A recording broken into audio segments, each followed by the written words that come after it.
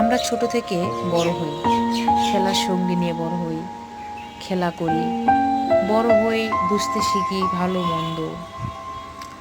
সবাই কিন্তু পাশে থাকে না।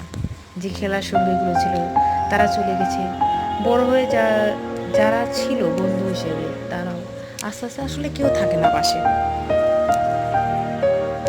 সবাই নিজ দায়িত্বে নিজ গন্তব্যে চলে যায়।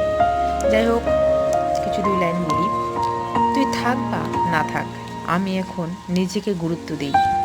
বন্ধুত্ব হোক মন থেকে, স্বার্থ থেকে নয়। আমি অভিযোগ করি না, শুধু দূরে সরে যাই, যেখানে আপন মনে হলেও কেউ ছিল না আমার জন্য। আসলে বন্ধু সেই, জানেন, যে প্রয়োজনে নয়, ভালোবাসায় পাশে থাকে।